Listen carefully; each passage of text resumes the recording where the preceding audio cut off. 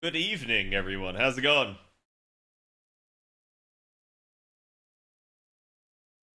Why am I live on YouTube and Twitch? Yeah, I've been able to do that for actually I think it's been longer than 2 weeks. I think it's been three, but it has been a thing, and we have been doing things. Chat, obviously we have some exciting news in FGO, and like I was saying, right? I told you guys this yesterday that like I vastly prefer the content, the news cycle where FGO has stuff going on, right? Like we don't have to be negative about the game. We can obviously lament the lack of certain things or nitpick certain things, but it's much better than you know basically sitting there constantly wondering what the devs are actually doing and why they're not producing.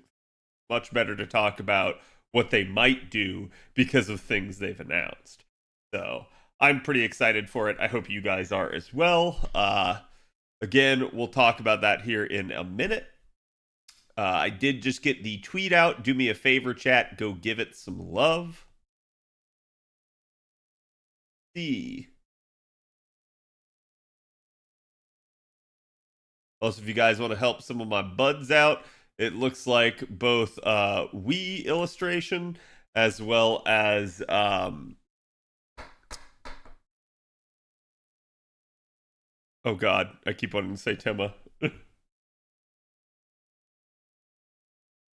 Hold on.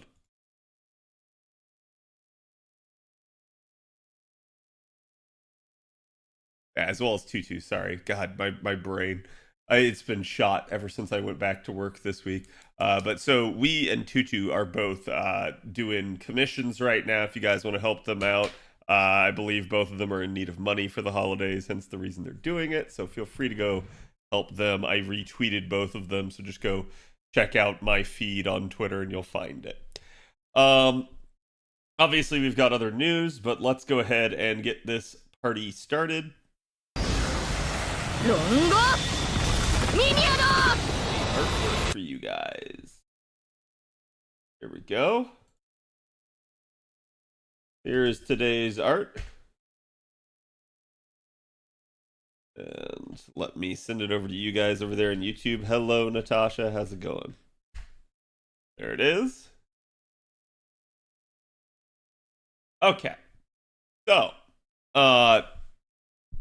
obviously, right now, though, there's nothing. So, today on FGO is probably going to be pretty light. Expect me to just burn right through my AP and just do stuff. I don't want to get bogged down talking too much today because I've got an analysis to do. And low key, if I have time, I'll actually do too, but I probably shouldn't. Obviously, in about, I think it's like 9 or 10 hours, we have the JP stream. That's going to probably be the announcement of Gouda in formality. So I expect Gouda's going to start tomorrow on JP. If it doesn't, obviously I will adjust accordingly, but that is my current presumption. Yeah, did you get NP5 Okuni during Gouda? No, I did not roll for either banner. I didn't much like desire either of the units. I had Ryoma on JP, so I knew how his performance worked. I didn't have Okuni on JP, nor did I get her here on NA, but I pretty much have used her enough to know how she works. The big issue for me was just I already had pretty adequate people that fulfill both of their roles. But yeah, I did do some like YOLO solos here and there, but nothing substantial. We got a maintenance notice for Gouda already? Good. I assumed that was the case, but nice to hear that my assumption was correct. But yeah, so it's just one of those deals where it's like JP should be getting content here shortly, and once we kind of know the timing of that event and how long that event's going to last, that'll help us better formulate when Christmas on JP is going to happen. Obviously, the big news about JP right now is the news of the collab. And I gotta admit, chat, it's a big one, okay? So, like, it's not just McDonald's. It's not just another burger chain. It's also Coke. So that is a decent step up in terms of like actual collab viability and visibility. And I think that's actually going to mean something. What I think it means for the game, though, is nothing more than good advertising. I think it's a smart thing of them to do. I think they should be doing this sort of thing more often. I don't think you're going to see Ronald McDonald, the Hamburglar, or Grimace in FGO. If they wanted to do like a craft essence or something, I think that'd be cool, but I don't think you'll actually see anything direct like that. But yeah, I think anything that the game can do to try and put itself out there is a good thing, and it's something that they should be trying to do. Yeah, it's only going to be in Japan, so that's, I think, going to be the issue is as it comes to like as this 2 years from now comes to America, I don't think you'll see a collab with American companies. Probably because American companies are too big and don't care, right? Like, it would probably be, they would have to shell out some major dough in order to make it happen. Mephisto's hamburger stand, see? Yeah. I still want a McDonald's in my room. I mean, maybe. Okay, this is actually going to be kind of spicy here as we need some carding. And it's going to have to be a significant amount of carding. Do it that way. Should be able to get the 12% with a crit, though. Coke and McDonald's should do NA, though. They're big enough. They're big enough. The problem is FGO's not big enough. I think that'd be the real issue that they would run into. No, I'm very lucky that she didn't hit my Berserker. I just realized I should have thrown the invuln on her. But it'd be what it'd be.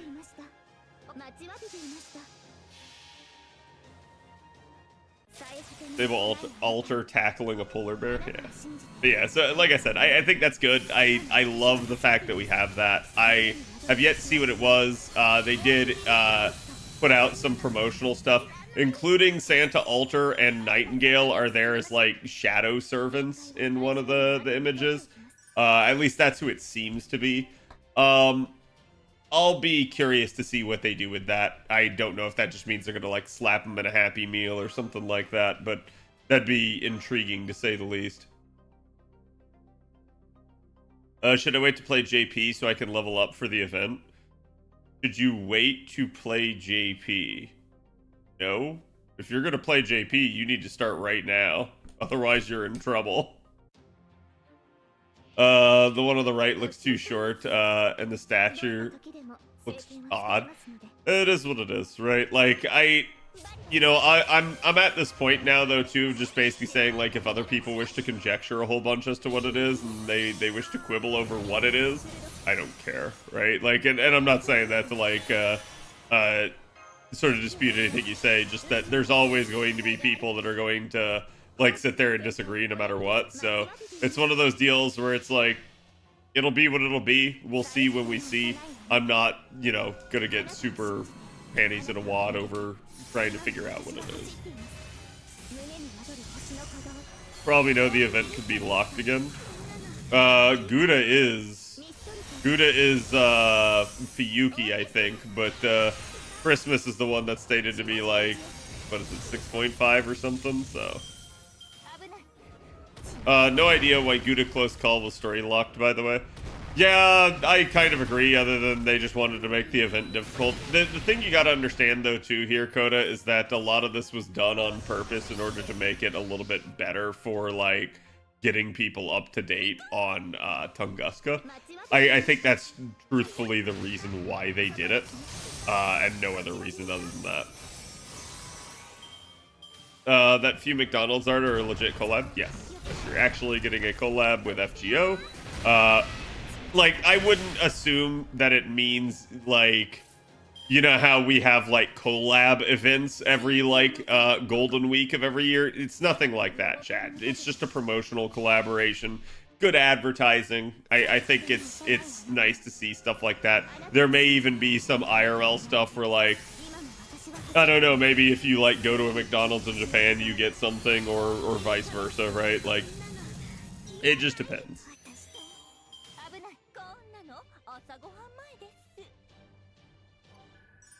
Is the remnants of Kentucky's mecha that showed up there?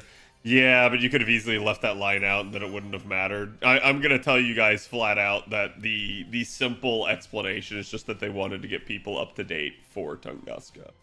They were trying to, at this point in time, you guys got to remember, back on JP when it came out, at this point in time, they were really upset that people were not clearing LB6 and LB5, and they were trying desperately to get people to clear. So I think they were worried that no one would actually do Tunguska, and that would kind of defeat the entire point of it. And that's a big reason why they wanted to make sure people got up to date with it.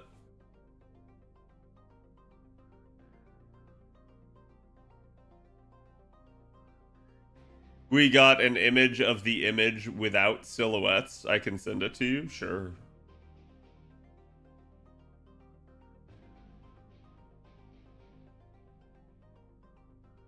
So what is this? You'll have to tell me.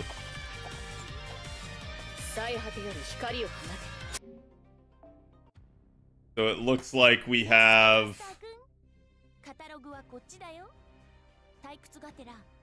these. Yeah.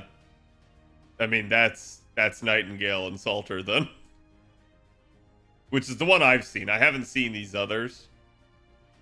So it looks like, is that Karna and Ketz? And then that's Janta, Martha, and Altera the Santa. Bigger image sent? Sure.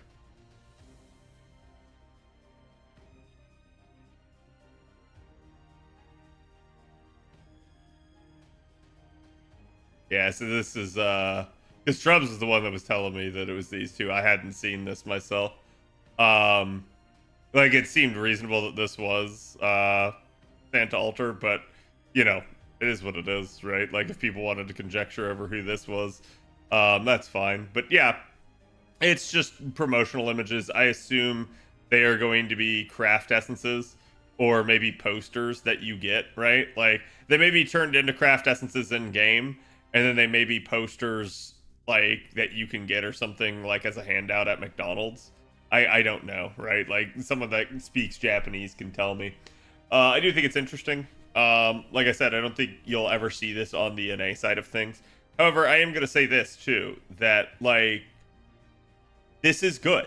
This is what FGO needs to be doing. When we keep hearing that their bottleneck isn't on the artist or the writer side of things, I don't know why they're not doing more things with their artists. So FGO used to put on like art contests all the time. It used to like be very prolific in the cosplay community and stuff like that. Like, it seemingly was making all the right moves to be a success. Those moves have since been copied by MiHoYo and Genshin, and FGO has stopped doing them. I don't know why, right? Like, so this is a good thing. This is what they need to be doing, and it's good that they're doing it, right? Like I think it's a good sign.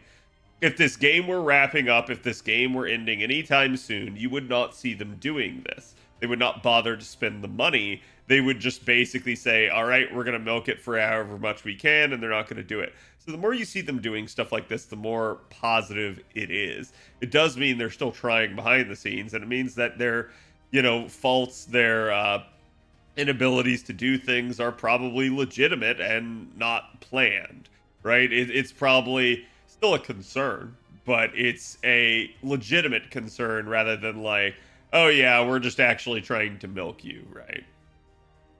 We had the Lawson collab, or was that 2 months ago? I think that was, actually, I think that was more than 2 months. I think that was a couple months back. But yeah, like, I'm okay with this. And this is, like I said, it's a good thing. I think they should be doing it. So, this is sort of intriguing, because I'm not really sure what the heck this is. It looks like this is maybe, like, the top 10 get it framed. And then a bunch of, like, other people get, like, just cards or something like that. I don't know. Because that's the way they're kind of depicting it. Hello, Angora. Basically, you can win art by eating 10 meals. Okay, but how many meals is that? Like, I assume that's not meals. There's just no way they expect people to actually do that. Like, I could see it's like, hey, you could win the art if you spent like, what is it, like 10 yen or something like that, right? Versus 3,400 yen, which would be the equivalent of like 34 plus dollars, right? Basically covering the cost of the art.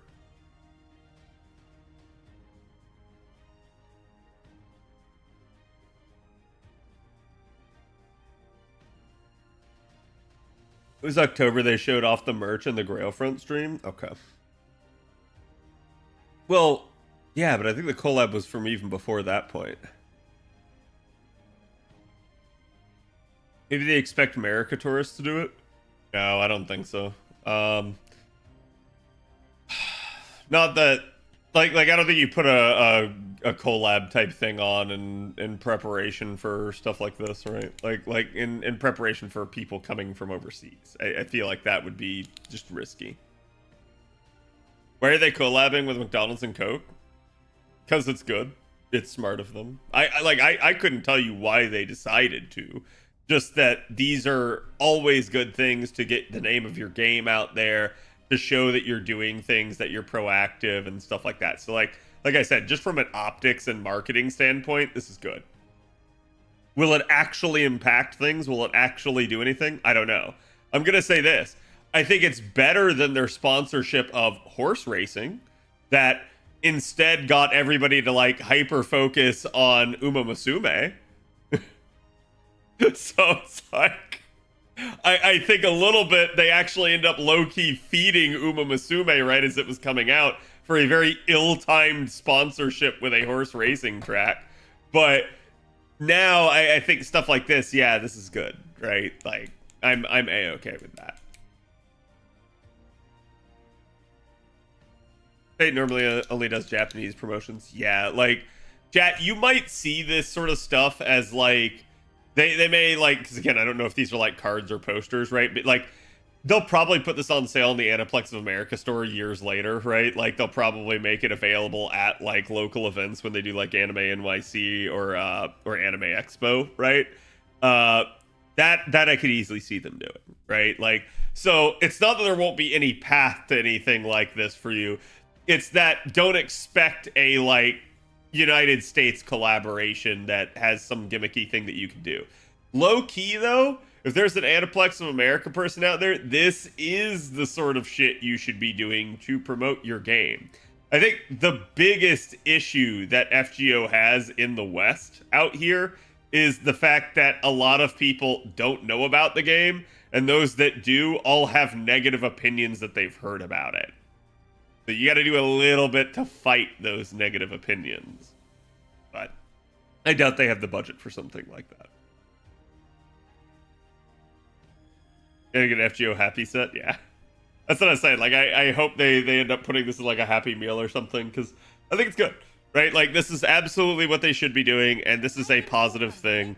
It's nice to see that all of a sudden here, despite the entirety of the year being somewhat dead, I think it's nice to see that, like, boom, here's 2 events in 1 month. Boom, here's a collab.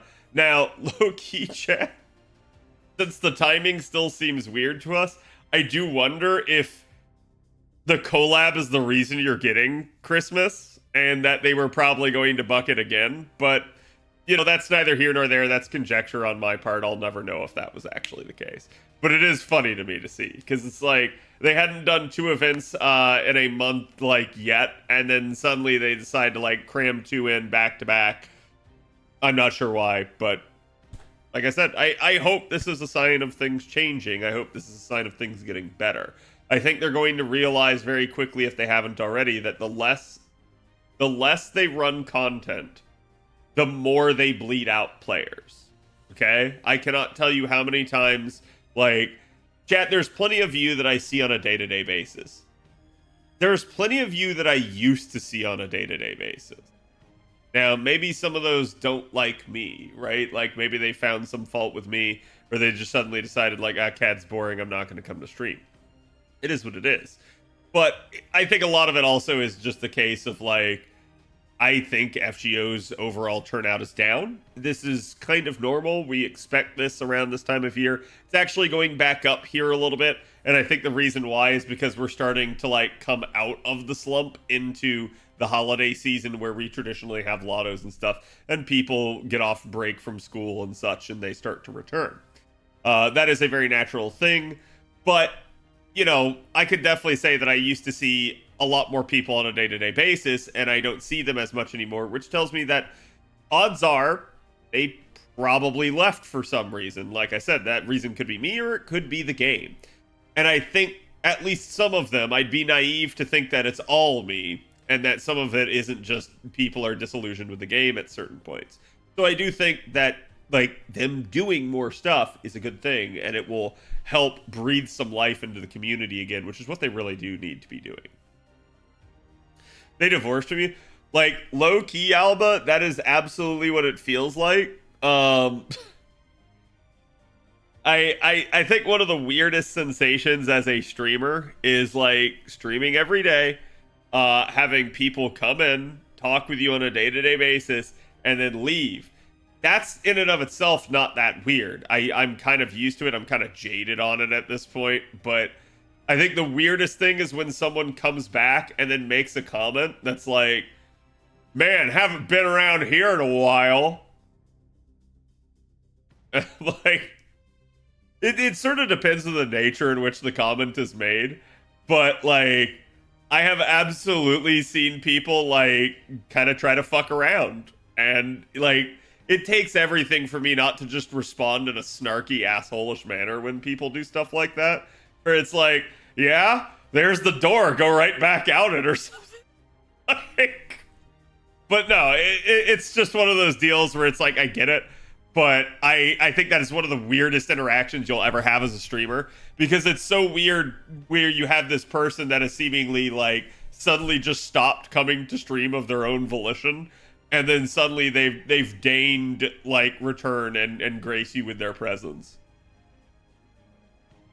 Maybe they got lost, crazy hallways out there. Yeah, like I said, some people legitimately have real life stuff that comes up. Some people just decide that they don't want to watch Twitch for a while.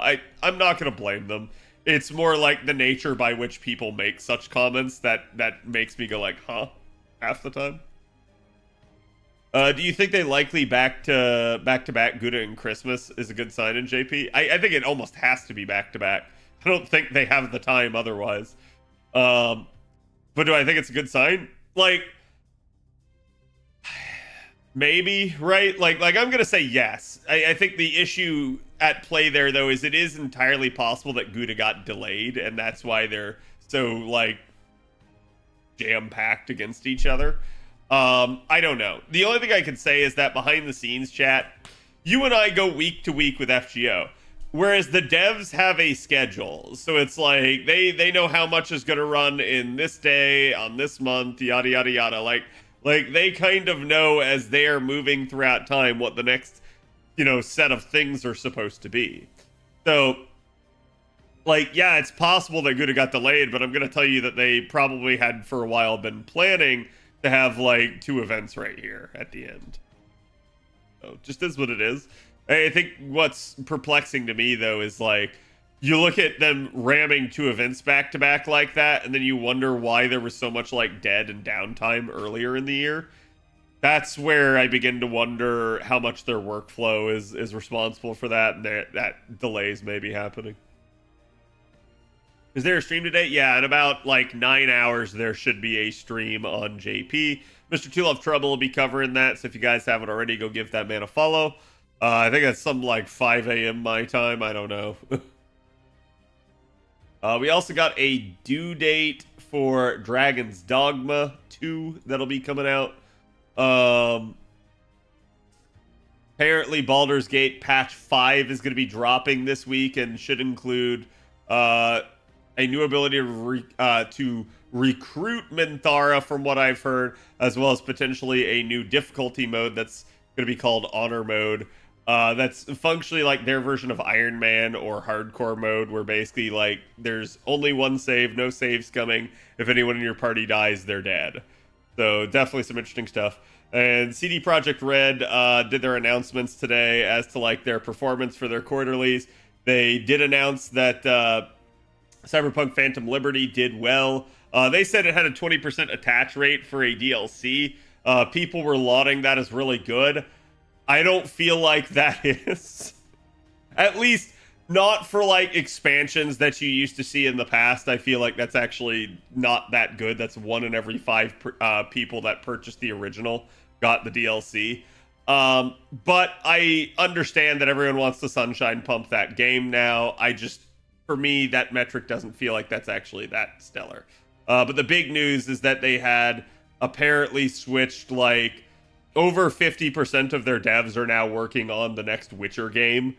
It's tentatively being referred to as Witcher 4 by people, but like supposedly this one is not going to center around Geralt. It's going to center around a brand new Witcher, and it's going to center around a like Witcher school or something like that from what we've heard. But so I'm at least tacitly interested in that, and we'll have to see. But that's the overall gaming news that came out.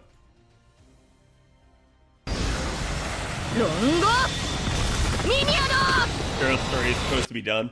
I mean, I think even if Geralt's story isn't done, even if you wanted to write more, I think the issue at play with that is that they are still in a like testy relationship with the author.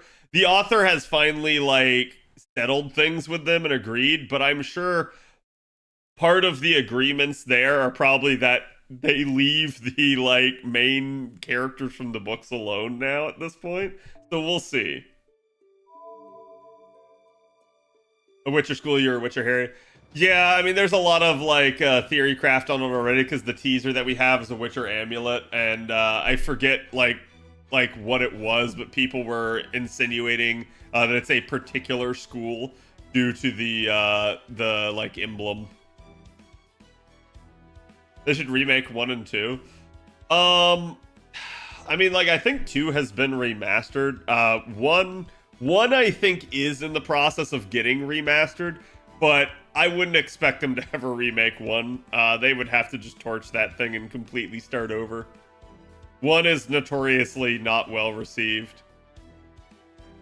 Yep, we're going to be doing more of this. I did get all my interludes done, chat. I did. The one in particular that I really wanted to read that I found was pretty good was the Gareth one. I didn't mind the others. The others definitely had some comedy in them. But, you know, again, I think there really was not too much, at least if you didn't have Galatea like I didn't, in terms of, like, upgrades there. You just had the Chiron upgrade. And so the rest of it was just story interludes that fleshed out the characters more, which is always nice. But it is what it is. I still have Hoku's interlude. Hoku's interlude's good. Oh, wait, what am I doing? It'll feel weird not to have Geralt. I mean, I'm gonna say this. It shouldn't feel too weird because you already had gameplay in 3 where you got to play as Ciri.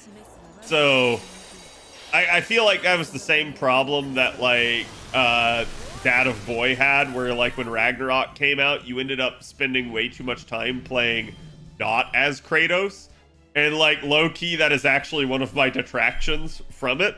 I'm okay with spending time on alternate characters, but when Kratos is the iconic person of the series, you expect to spend time on him, especially when he is in the game, right? Like, that's as opposed to something like, say, Mass Effect Andromeda, where I'm not surprised you couldn't play as Shepard, because Shepard basically wasn't in the game. So, it's one of those deals where, yeah, they put him in the game, he was the focus of the game, but then they seemingly shifted the focus off of him. That's what made Ragnarok feel weird to me. As long as Geralt is not actually there, if he's just mentioned or referenced, I'm okay with it, right? Like, I don't think I'll have any sort of issue with it. It'll come down to, is the story good, is the gameplay good? And that will just remain to be seen. I think I'll also be curious to see if this new Witcher series is actually going to be on Unreal, because apparently CDPR have said they're moving off of the Red engine and they're going now to Unreal 5. So I'm going to be curious to see, do the devs make this new Witcher game in Unreal 5? I know they've claimed that I think like the The next Cyberpunk project's going to be that, but I don't know if they've said anything about the next Witcher game. Shinigami, thank you for the 30. DGN Croc, thank you for the follow. Or sorry, DGNC Rock, whichever one it is. But welcome. I liked all the interludes, to be honest. The only thing I find weird is the typical Nasu no battle creep is happening to interludes now, too. Yeah, I mean, that's happening to everything. I'm gonna say this flat out, that I love the story of this game, okay? That being said, this game will cease to be a game and will become a visual novel if they stop putting combat in the game. They're going to have a nasty problem if they start doing that, as people will check out. There are a lot of people that don't want to play a visual novel. So I think it's something they need to be cognizant of as they start like doing more and more story. Not that you can't, right? Just that they need to be wary that they don't tip the scales too much in one direction.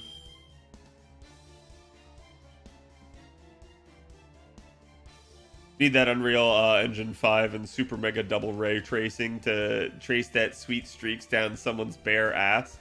Listen, you ain't getting bare ass anymore. They've taken all the naked women out of video games and replaced it with like dummy thick Omni-Man ass everywhere. I'm saving my interludes rank up quests until the new Mystic Code comes from Tunguska for that juicy XP from them. Nice.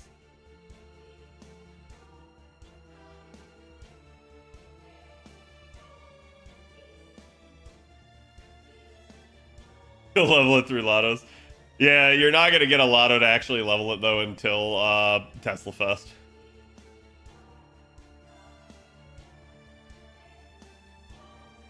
Got Kiara on a lucky 11, nice. But Cad, you can't have and suddenly wyverns. You can. I'm gonna be real with you. As much as people get upset about that, I'd take and suddenly wyverns 10 out of 10 times in order to spend my AP down.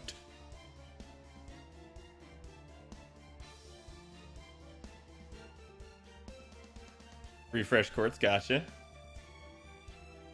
But it could be frustrating, for example, to try to turn off, to burn off sanity. Ah, I've spotted the Arknights player. Hello, Peaceful. Hello, I. The thing about no battles for interludes is that it made the lower AP cost totally useless. Yeah, I agree with that, right? Like, when you have 0 AP cost, what do you care if it's half cost, right? It is what it is. And this is why I've said this before, chat. Like, obviously when you're newer to the game and you have a ton of strengthenings and interludes to do, you should probably be doing them regardless of campaigns. But when you start hitting in-game, when you start having a robust lineup of units to use, and then like an interlude or strengthening campaign comes out, and you go like, okay, well, that's cool. That's a nice upgrade, but it's not half cost, and I don't use that unit very often anyways. It's usually a good sign to, like, just defer and leave it until there is a half cost campaign.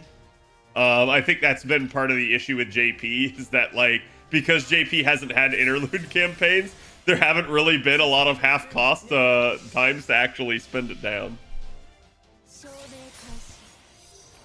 And suddenly Wyverns was immersion breaking for early FGO. Nah, listen, that wasn't immersion breaking. You want to know what was immersion breaking for FGO?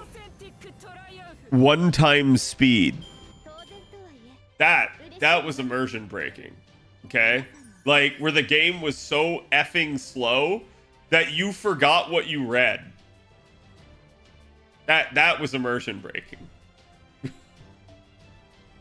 Got my account back after 3 years, so I'm trying to get back into the grind. I gotcha. Let me know if you have any questions. What about the all-powerful writer, Jim? I joined FGO only after that era. NA never had to experience it, thank God.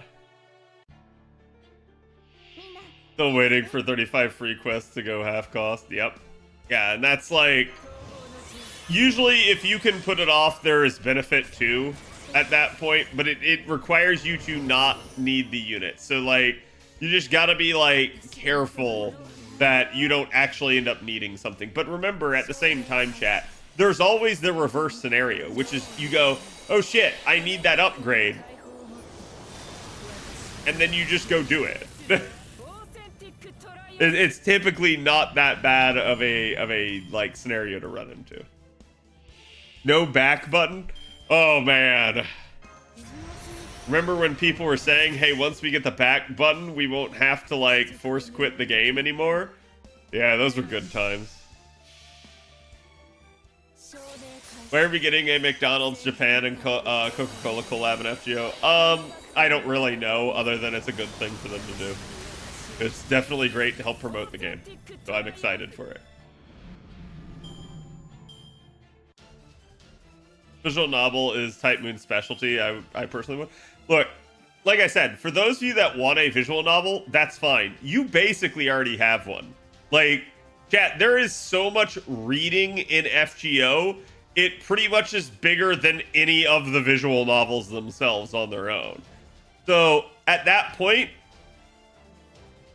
you guys got to give a little, right? Like, hear me out on this. You already have one. You already have your visual novel. So the problem is when they start taking away actual combat and the game ceases to be a game and becomes that visual novel instead, right? That's the issue at play there. So you might enjoy it, but you're probably not going to enjoy it when you have no one to share it with because people start quitting in droves. So that's the whole logic behind it. It's like, they do have to keep the game a game. I think they've talked about not wanting to do Suddenly Wyverns, but then they've also now said that, like, they're okay not doing combat. They've mentioned this in interviews. And I think they're right on the precipice of tipping too far. They're right there. If they go any further into, well, we don't really need to do combat here, I think they're gonna like bore people at that point.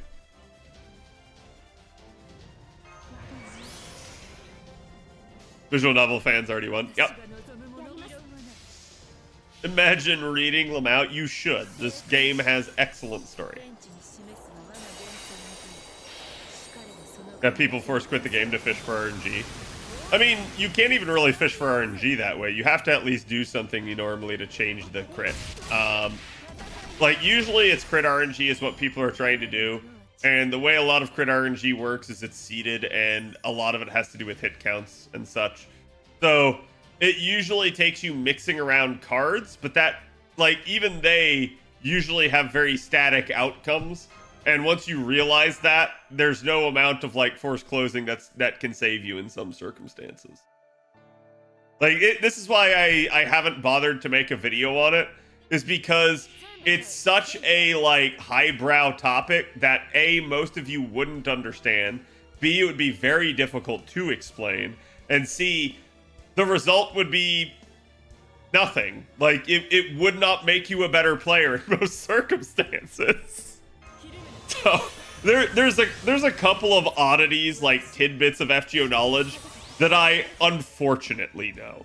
And what I mean when I say that is like, yes, I've committed them to memory so that if people ever ask, I know about it, but no, they are not really helpful. A gacha game with no combat? How about a gacha player with no rules? Right, I think that would be one of the criticisms, right? Like, it would be like, well, why do I need to roll this new unit? There's not even content to use them in. And I can't argue if they do that, right? Like, if you start giving less and less actual content, I don't know. Is it true logging in and out affects your gacha results? No. I mean, like there's maybe some logic that it would give you a different seed, because the way a lot of like RNG works, like in gacha and stuff like that, it's not true RNG. It's not truly random. It is a preset like set of like variables that essentially, yes, by logging out, logging back in, you might be able to refresh that, but it might not be any better. In fact, you may get a worse one. So, like, if you're like, oh man, my rolls suck, they can't get any worse. All I got was this like shitty 4-star. Well, what if you just got nothing? That would in fact be worse. So like, there is always that risk that like, yeah, that could be something that happens. Wouldn't surprise me if the seed is server based, to be honest. Yeah, and like, look, at the end of the day, do whatever you want to do that makes you feel comfortable. If you're like, man, my luck is shit, and I really want to like reboot and see if that like fixes things, go for it, right? Like, whatever it takes to make you feel better at that point. Your destiny is already decided. There's a guy who gives up digging before finding diamonds meme, right? I think it's also to excuse to not add any more coding. I think Lasagna is mishandling. I would also be pissed if they just made it all reading. Just really need to add a new mechanic. Yeah, and I think they have new mechanics to add. I think, like, the issue at play with a lot of the mechanics that they have added to is not that these mechanics are bad. It's that, like, the things surrounding the mechanics are poorly implemented, right? So, like, you look at the coin system, and you look at, like, Grailing and Appends. Grailing and Appends aren't bad. They're actually a pretty good, smart, like, genius system to add to a game that's games as a service model that's in, like, year, you know, when it came out, year 6, right? Like, so you're 6 years in, and you add whole new systems that add new treadmills. That's actually genius. That's actually really well thought out and really well done. So what's the problem? Well, the problem is you can't get coins. So it's not that the system is bad, it's that they've choked the economy of it, which is bad. So that makes it so that people cannot partake within the systems without spending money, and naturally that is going to salt people. And I don't blame them, right? They absolutely know what they've done. They have to at this point, and the reason you're not getting the update and a fix the coins is I don't know what. They could do some story-only events like the murder mystery one. Yeah, I mean, like, I'm actually okay with that. And I've actually said, like, I like that to a degree, right? Obviously, you don't want to see them overdo it. But I thought Murder at the Kogetsuken was pretty awesome. I'll be honest with you, and I'll say, I liked Murder at the Kogetsuken, but I liked it because I like murder mysteries. Right? Like, murder mysteries are a really good, well-done topic. And I think they write them very well. That being said, the follow-up one with Jalter and Bartholomew, I didn't give two shits about. That one was not that well done, in my opinion. So, hit or miss for me on those. Like, as much as I enjoyed the first one, I didn't care about the second one. So, to me, it's only worth doing if they do it right and they do it well.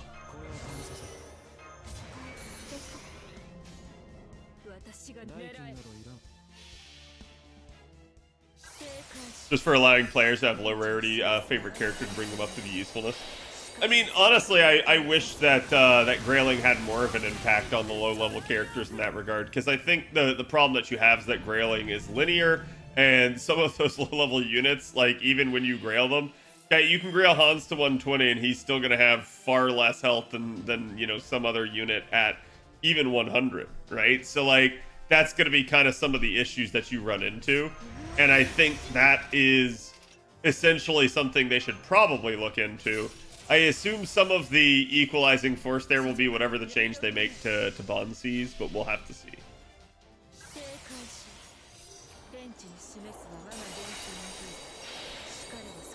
It was literally a popularity contest, yeah. Bart, you mean Salazar? Sure, Salazar.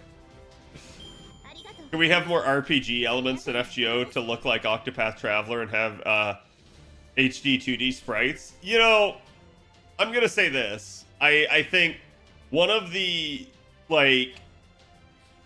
departments that is probably super limited for them is the actual animation department, not art. Okay, the animation department, the rigging department, right? Like being able to rig sprites. I think that's a lot harder than people give them credit for. I think it's a specialized task, and I think not a lot of people either do it or want to do it. So I do think that's something that they run into as a little bit of a problem. That being said, could they do more? Yeah, I think they could, right? Like, I've talked with you guys about this. Like, even to the extent that they would outsource it, like, chat, this one's an easy win. Because I know how many of you guys play other gacha games. I don't. But even I'm aware of other gacha games and what they're doing, right? Live 2D. Like, Live 2D has been a thing since before FGO came out. FGO doesn't really have it. That's, like, wild to me. Because we had Live 2D for, like, the anniversary this year and stuff like that, right?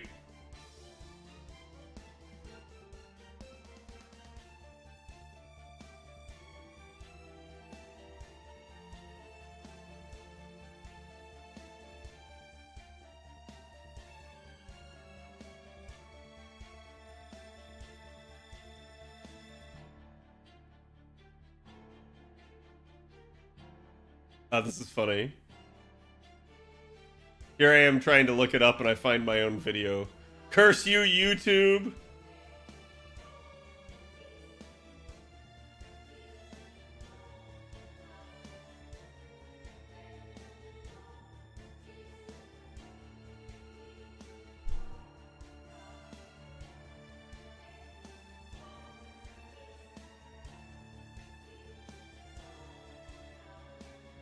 My phone can't handle Live 2D. Sounds like you need a new phone.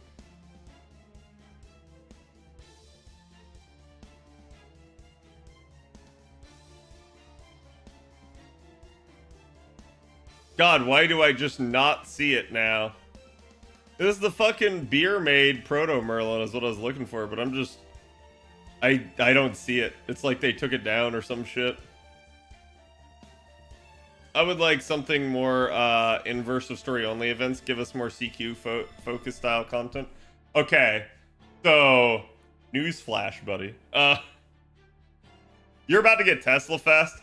I hate Tesla Fest. Tesla Fest is my least favorite lotto for that reason. But that's why, right? It's not that I hate CQs. It's that they paired CQs with a lotto. So I agree with you.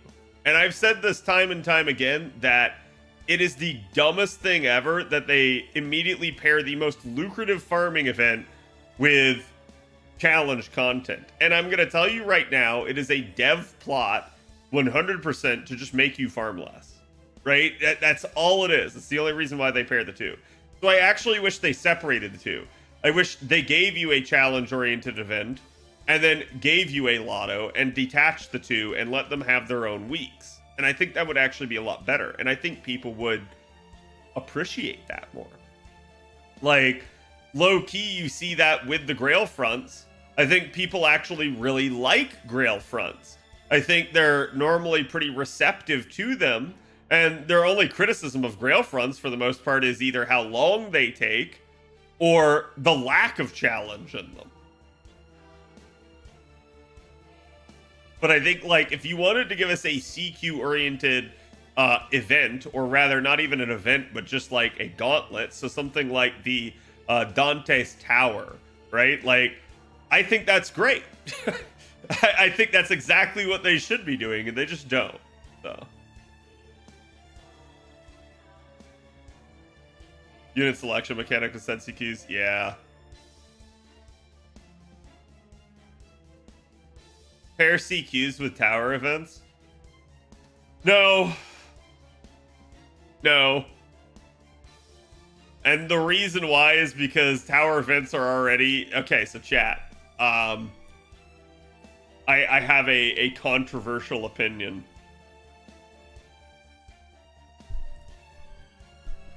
The most recent tower event for FGO on JP was the worst tower event they've ever done. There you go. The reason why is because it involved all servant enemies. And every time you load into a node and there's a servant enemy, the very first time, it must slow down and focus on them.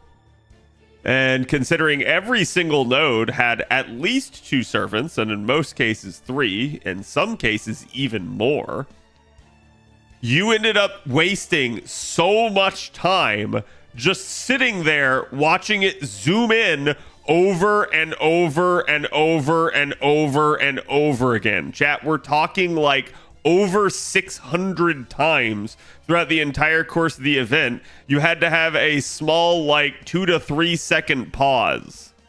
It got really freaking annoying. Like, I didn't hate the event other than that, but that was stupid. It was lazy.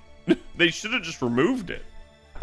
So my only issue with pairing CQs with a tower is that you already spend way too much time actually like doing the tower. Give CQs their own time, right? I firmly believe that if you do that, that is the best course. That is the best scenario, and they can use it to stall.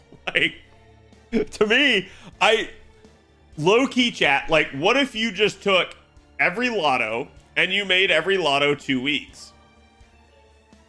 And then what if, either on the back end or the front end of the lotto, you had 2 weeks for challenge quests? And there's nothing other than that available. That's an entire month of content that allows people to do things and doesn't make it seem completely dead. They want stall, that's stall, and the community probably won't scream at you about it. Am I crazy? Like, I mean, is it just me? But Cad, they want to give you less lotto time, not more. Right. And that's why I said, like, it's actually just low-key a dev plot. Here's an idea. Tower events use a party slot so it remembers your setup. Oh!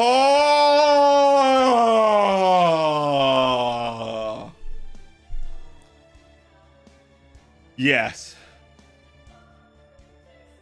Like, they even put in the automatic party former, and it was just so bad that it didn't actually, like, save you time. It was actually faster to not use it. Our events use a party slot, yeah. But Cad, you're gonna tell me Setsubun was good? Yeah, Setsubun's actually great. Like, I'm A-okay with Setsubun. Yeah, the hot springs was like low-key the best tower event. It had the most hilarious story by far.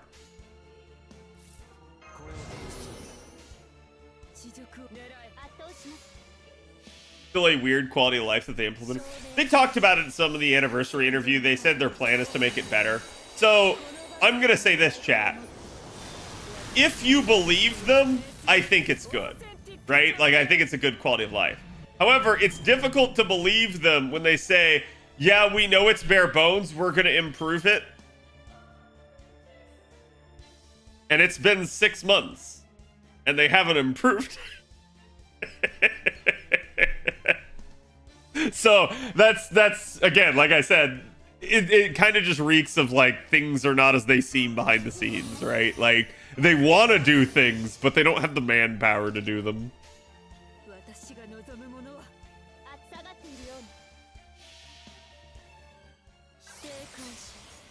It's like, I think their head is in the right place. It's just, it's simply a manpower issue.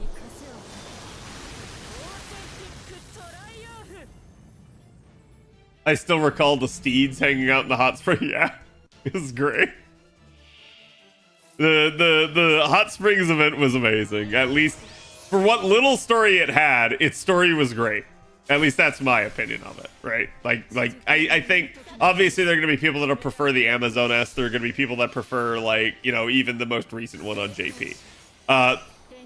My opinion of the most recent one on JP has nothing to do with the story of it. My opinion has everything to do with the design of the event and that it was piss poor. If the story carries it, good, right? Like, I hope it does.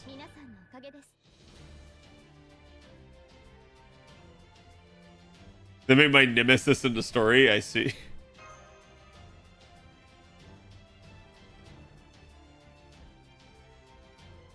Second or third append, do you have any opinions? My opinion is if you don't need the append, don't spend the coins.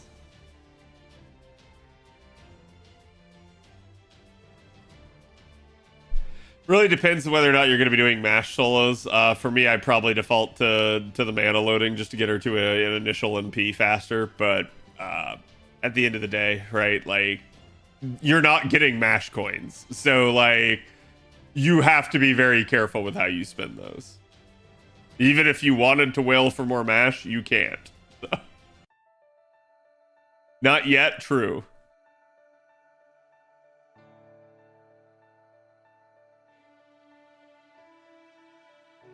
I'll just keep mash coins for now. Yeah, I think even I have. I've hit the same dilemma, and I've just said, like, no, I'm not pulling the trigger on this. Because I think that's the safer one, right? Hey, chat, you know what time it is.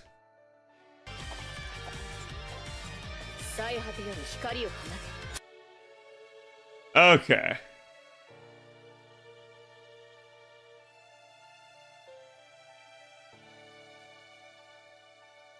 Surfmo on Thursday time? Yes, it's Surfmo review time.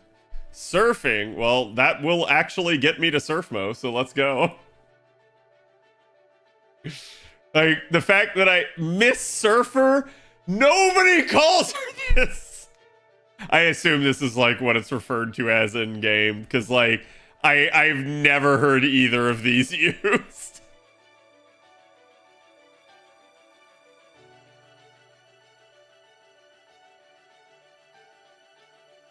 Do the Mario? Yes, no. Miss Surfer? No. It's Miss Surfer More.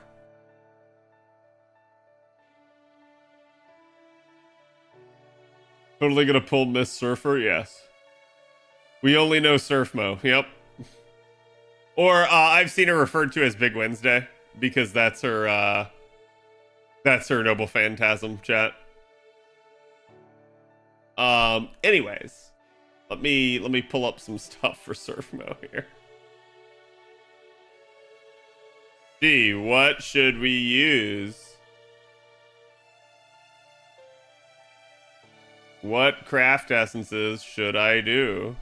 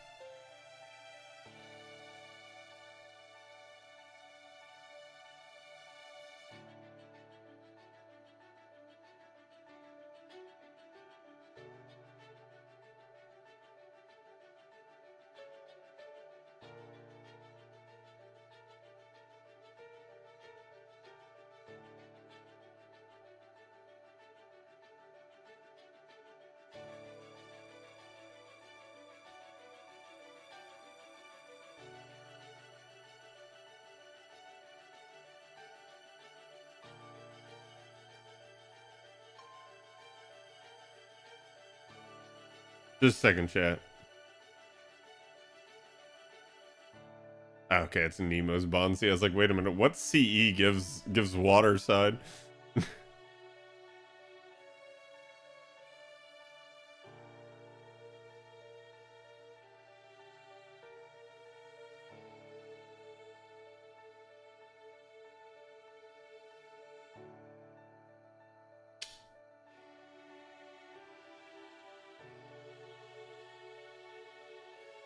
That it?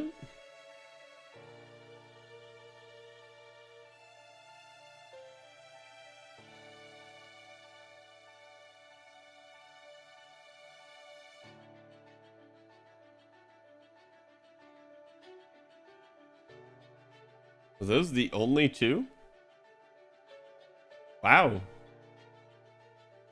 Chat, tell me if I'm wrong. These two are the only two that give arts up and ignore invincible.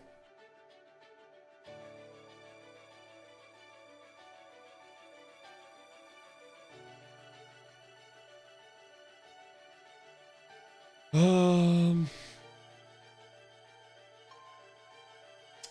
gonna check this from the other side because the big thing. Okay, technically, sweet blood right here does. I'm looking for very specific combo of things though. So the other one I want to see is I need arts, or I need invincibility, pierce, and NP damage.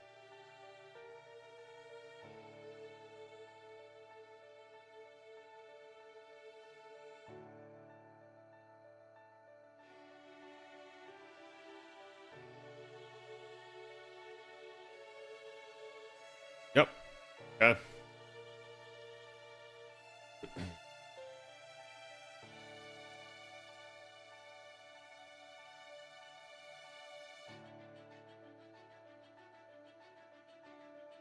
Oh no.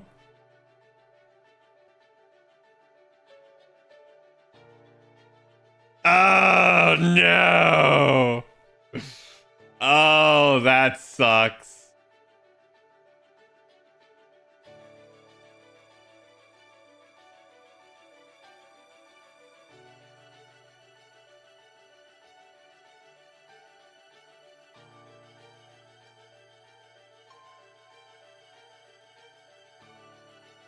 Okay. But does she need invincibility pierce? She doesn't. She just doesn't have it. Usually, if a servant does not have invincibility pierce, I will recommend a CE that gives it. And one that's particularly suited to their needs for stats. So.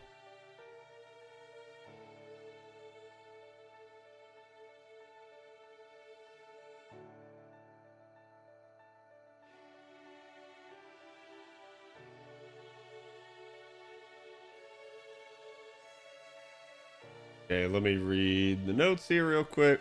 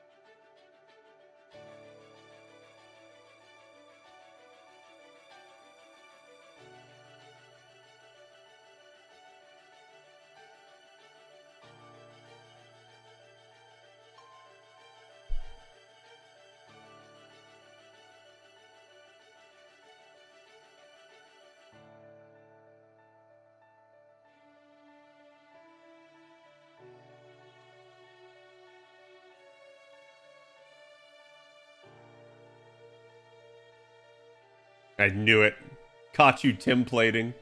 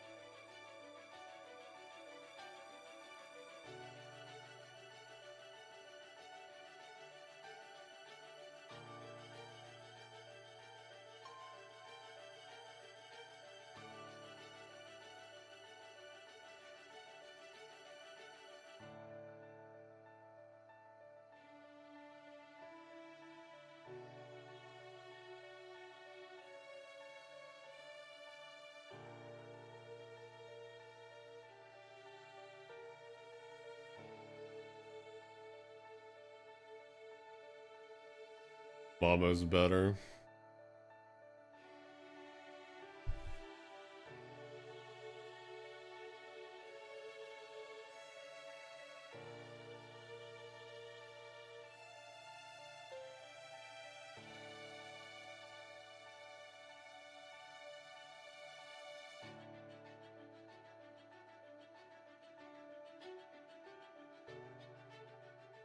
Proto's better.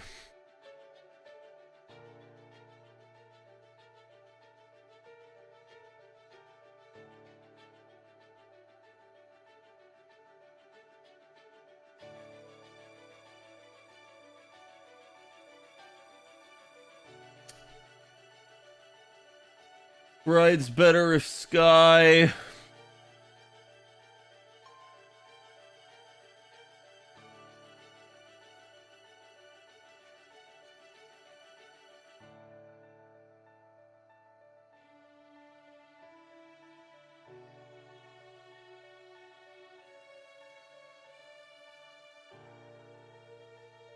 I have some interesting points to make. Okay. Let me get this sorted, chat. We're good to go. Yeah, it's Big Wednesday, my dudes. I do find it very appropriate that Surfmo's banner returns on a Wednesday.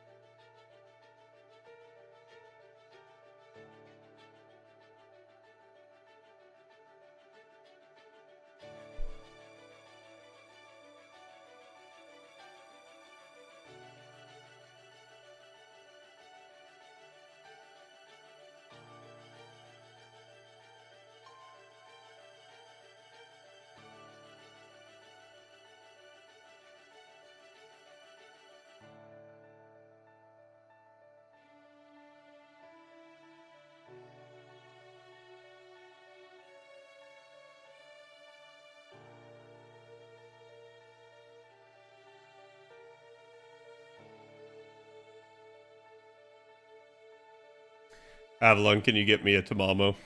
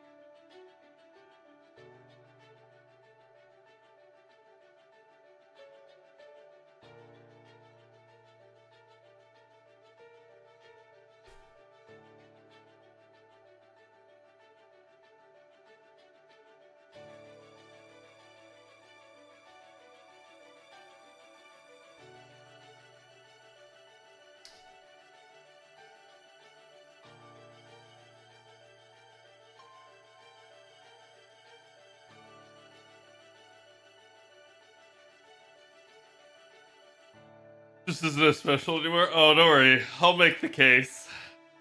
I'll make the case, chat. If there's anyone qualified to make the case for Surfmo, it's me.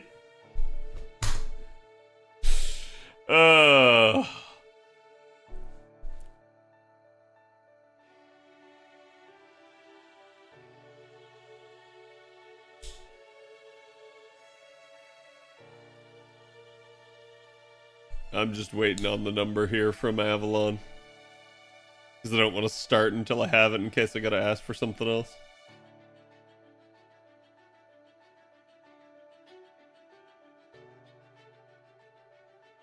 Oh. Huh?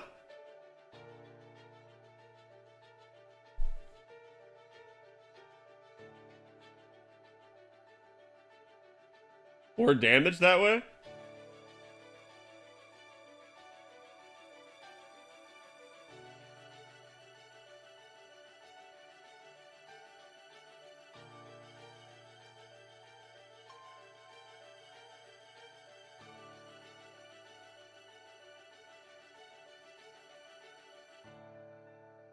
Yeah, for that one, you'd have to be sure that there would be enough refund. Which I assume there would be, but...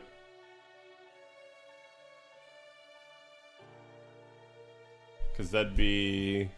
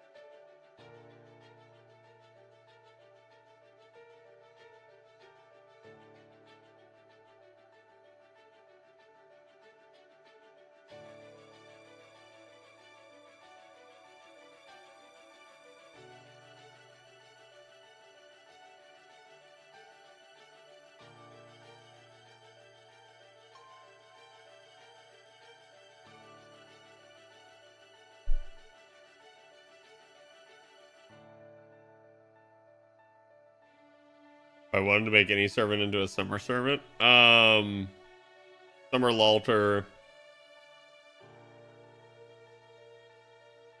AoE Buster Avenger.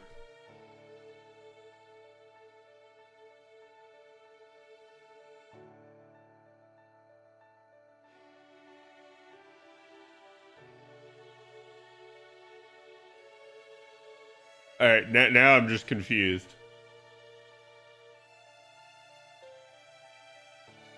Oh, you're saying, okay, I gotcha. Yeah.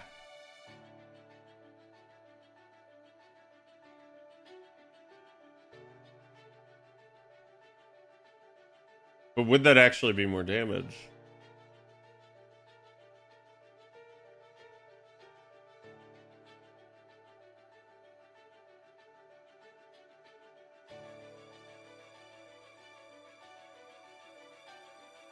Slightly more, not by a lot.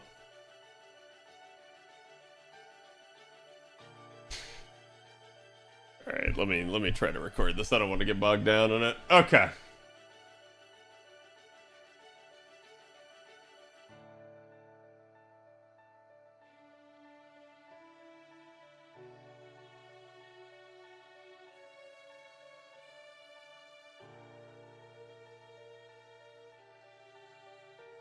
Hey guys, my name's Khadroth, and today we're going to be talking to you about Surfmo. So odds are, if you guys have been playing, you already know what the deal is with her, but if you're newer to FGO, you've maybe heard a lot about Surfer Mordred, aka Rider Mordred. She's our summer variant of Mordred. She's been around since year one. She doesn't get a lot of banners, and this is actually going to be her first true solo raid up in a long time. She's going to get another one next year, but she basically hasn't had one going on, I believe, 2 or 3 years now. She did appear in the background of some other banners, but they either weren't solo raid ups or had no raid up at all in the case of the AoE Summer banner. So obviously this is going to be a prime time for a lot of people to roll for her. She will be out this, well, Wednesday evening, but I'll probably be rolling Thursday for her myself if you want to come check me out here on Twitch. But anyways, to give you guys the lowdown on her, I think the big elephant in the room with regards to Surfmo is going to be Khadroth. That is to say, those of you that have already completed LB6 and managed to acquire your free copy and subsequently have rolled more out of the FP pool have a very good looping AoE arts writer for free. So the question comes down to, should you roll for Surfmo? And that's something that's a little bit harder to answer, as it definitely depends on your enthusiasm for Surfmo. Needless to say, the big issue with Surfmo is not her refund. Surfmo is actually one of the best refunders in the entire game. She easily refunds over 100% when properly supported. This is basically made even more possible by Castoria nowadays, and so the issue instead becomes more of her damage output. This is something that she has dramatically lacked in comparison to some of her other 5-star counterparts, and certainly now with comparison to Khadroth that you're guaranteed the 5 copies of eventually, it's certainly a pause for concern with her.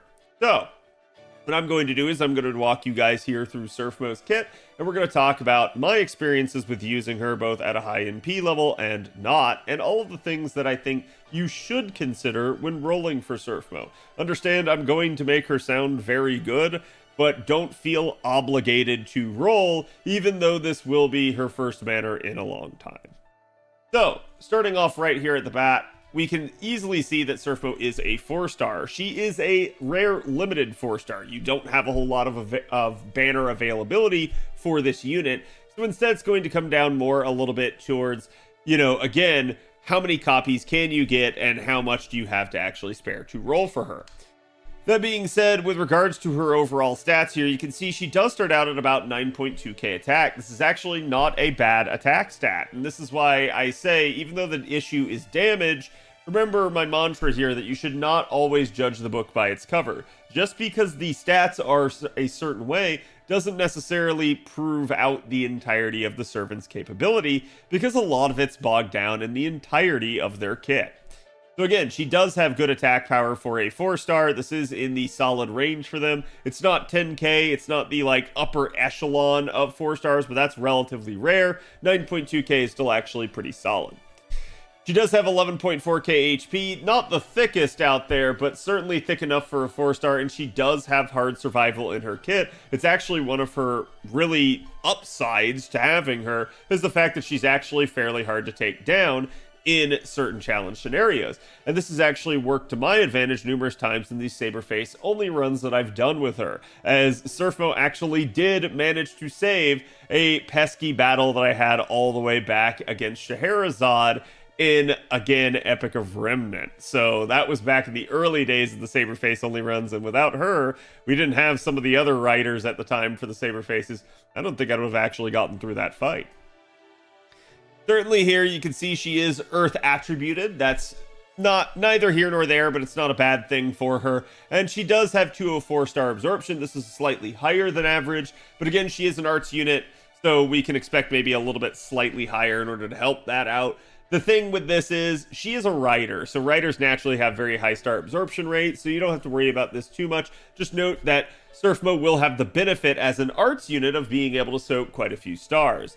She does have a star generation rate of 9.2, not that great, but hey, it is what it is. Again, don't expect to generate too much with her, but her quick cards aren't too terrible for it. She does have 0.71 NP charge attack rate, and she's actually one of the few units that has actually seen a stat adjustment in this regard. She's one of our only units in the game to have ever really gotten this. Both her and Squirtoria had their refund amounts tweaked after they originally came out on JP, and I already had the original version, or sorry, the updated version, so we never had to worry about it. But again, this is one of the reasons why Surfmo is such a strong refunder. 0.71 doesn't seem that high, but it will start to seem a lot higher when you start to look at the totality of her kit. She does have 3% charge defense, which is just the amount that she gets per hit when she is hit. And then again, she has 35% death rate here. This is slightly higher than average, but it's nothing too concerning. Just, again, maybe don't take her up against, you know, assassins, but you probably weren't going to do that as a rider anyways. She is chaotic good for her alignment. Nothing too special there. She is female gendered. Her traits are Artoria Face, Dragon, Hominidae Servant, Humanoid, Round Table Knight, Normal Servant, Seven Knights Servant, Summer Mode Servant, and Weak to Intimate Elish. So quite a bit here to exploit. Again, there should be some way to find some way to get special damage against her if you manage to be facing her. Now, here we see her actual deck, her card deck here, with the hit counts assigned. She only has the 2 arts cards, so she doesn't have triple arts here, so she's not totally busted in that regard. In other words, yes, you can still form a triple arts chain with her, but you are going to require her NP or someone else's card in order to make that happen. And certainly she does have the 2 quick cards here, probably a nod back to her Saber form in order to help that out a little bit. Again, the quick cards here have actually average hit counts at 3, but the arts cards are coming in a little bit less than average at only 2. This is, again, though, largely due to the high NP gain rate that she has, and certainly the rest of her kit. I think they probably felt like she would be too cracked if they did give her more. So I think she kind of came in right on the money as to where her performance needed to be. The Buster card is only 1 hit. We don't really care too much about that. And the only, I'd say, maybe disappointing thing is that the extra attack is only 4 hits, which is 1 slightly less than average. So it is what it is. Again, her Buster card will be fine, but we don't really care about the hit counts of a Buster card too much because a lot of that's tied into NP generation and star generation, neither of which Buster is super good for. It's actually the second best star generating card, but usually you don't care too much about the hit counts on it. So we get to her first skill here. Her first skill is Cerulean Ride. It is going to be a 3 turns art buff for herself of 30%. That right there is strong in and of itself. It's also only on a 5-turn cooldown, so you can expect relatively solid performance out of it. Definitely something that you're going to want to keep up the majority of the time. And actually, this brings us to a good moment to mention that because Surfmo has some of the highest NP generation in the entire game, you end up running into scenarios very routinely here that she can actually loop for more than 3 turns. This was actually a tactic that was used quite prolifically back in the day against some rather pesky node designs that we used to run into. That is, you know, fights that maybe went longer than 3 waves, or again, maybe you had multiple like waves within waves. That is to say, different sets of enemies, so that you had maybe 6 enemies in a wave, but they came out in 2 sets instead of just, you know, 6 at a time, like you kind of get now. Surfmo was actually used to loop over the top of some of these things relatively easy. In fact, there was a rather ingenious exploit back during the original CCC event, where Surfmo could actually loop over the nodes that took most people longer than 6 turns to clear.